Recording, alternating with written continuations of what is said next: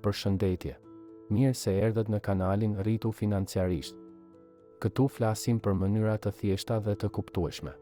Se si të menaxhojmë më mirë paratë, si të fitojmë më shumë dhe si të ndërtojmë një jetë më të qetë financiarisht. Poshtë në përshkrim do gjeni një link ku mund të shihni si investoj vetë në mënyrë të sigurt dhe afatgjatë. Por si gjithmonë, dua t'ju kujtoj që mos merrni vendime për investime vetëm nga ajo që dëgjoni në internet. Flisni gjithmonë me një ekspert financiar, sepse çdo situatë është ndryshe dhe përgjegjësia është gjithmonë personale. Tani, le të flasim për diçka që shumë njerëz e mendojnë, por pak e zbatojnë, si të fitosh parashtesë pa lënë punën që ke. Sot, pothuajse të gjithë e ndjejnë se rroga nuk mjafton. Çmimet rriten, jeta kushton më shumë dhe ne kërkojmë mënyra për të përballuar gjithçka, pa u lodhur nga stresi financiar. Por paraja shtesës është vetëm për mbijetesë.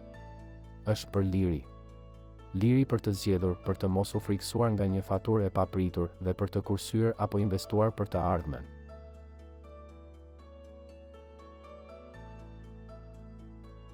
Të fitosh parashtesë nuk është luks, është mençuri financiare.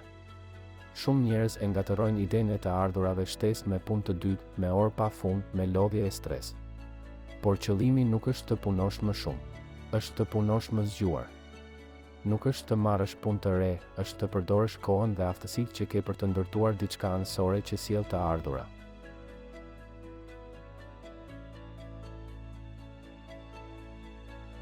Në fillim pak, pastaj më shumë. Si çdo rrugëtim, fillon me një hap të vogël. Çdo njeri ka diçka që di ta bëjë mirë. Disa din të riparojnë sende, të tjerë din të gatuajnë, disa janë të mirë në komunikim, të tjerë kanë durim për fëmijë ose të moshuar. Para fillojnë të vinë kur ndalon së menduari çfarë s'kam dhe fillon të mendosh çfarë di të bëj unë që u duhet të tjerëve. Nëse ke një aftësi, ke një mundësi. Nëse di të zgjidhësh një problem të vogël për dikë tjetër, ke në dorë një burim të ardhurash.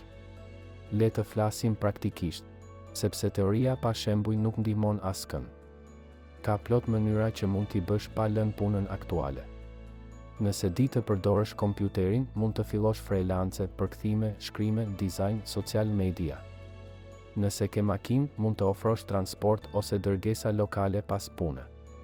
Nëse ke dorë të mirë, mund të bësh punime artizanale, dekorime, riparime dhe t'i postosh në rrjetet sociale. Nëse të pëlqen kuzhina, mund të shesësh ushqim shtëpie, ëmbëlsira ose produkte të vogla. Nëse je i duruar dhe di të kujdesesh për fëmijë apo të moshuar, ofro shërbime ndihmëse në orët e lira. Të gjitha këto mund të nisin thjesht, pa investim të madh, pa rrezik, vetëm me kohë, vullnet dhe seriozitet. Shumë njerëz nuk nisin asgjë sepse presin momentin ideal. Presin më shumë kohë, më shumë para, më shumë siguri.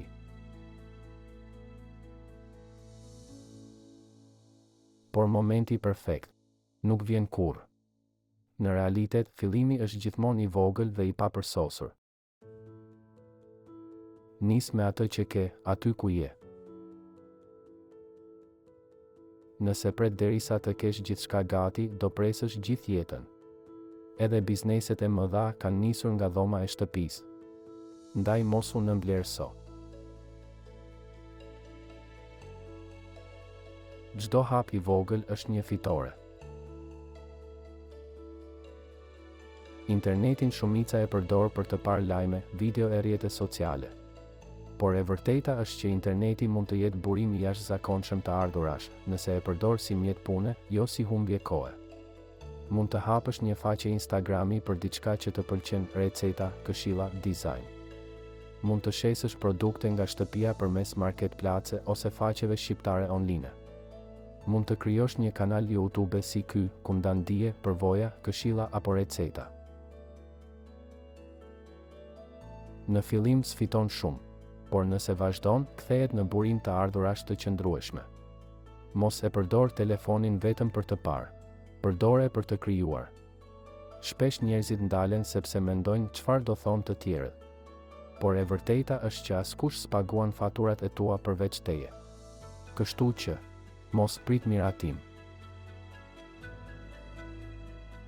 Fillo të krijosh vlerë.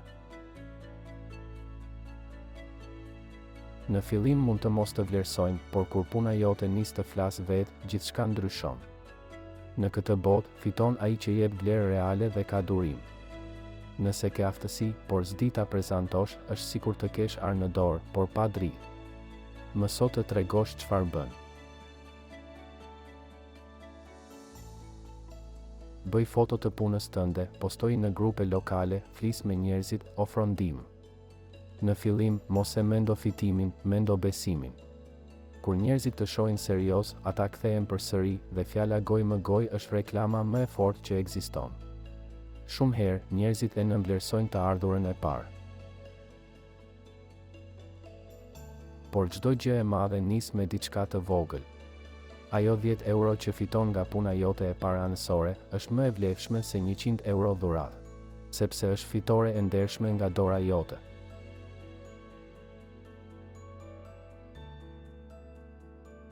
Kur ta provosh atë ndjesi, do kuptosh që mund të bësh më shumë.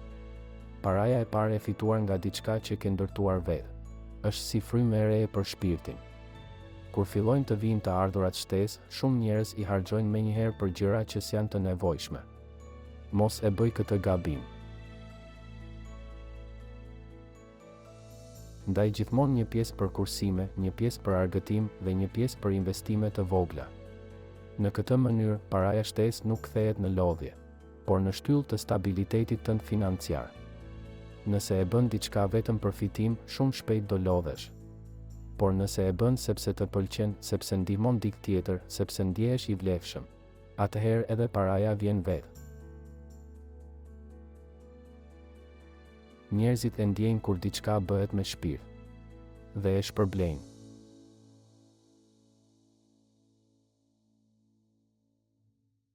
Në Shqipëri, Kosovë e diasporë ka plot njerëz që kanë filluar thjesht. Një vajzë që filloi të bënte torta në shtëpi.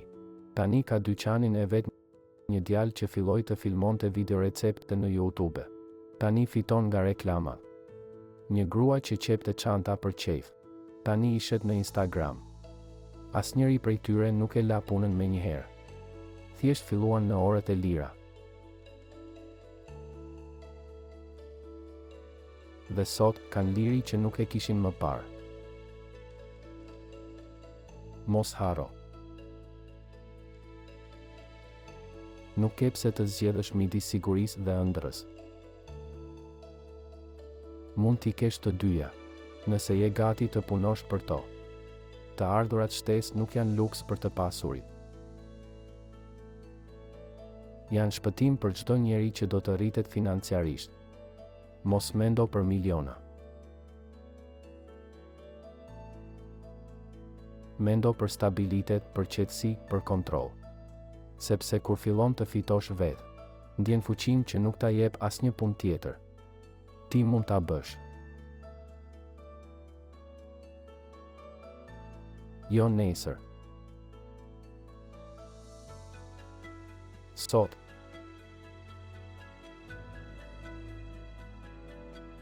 Fillon me një ide të vogël, me një hap të parë dhe me bindjen se çdo aftësi që ke blen diçka.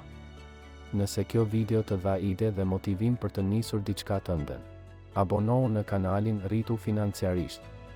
Kështu do të ndjekësh videot e radhës që të ndihmojnë të ndërtosh sigurinë tënde financiare, pa u lodhur, pa u frikësuar, por me qetësi dhe vendosmëri.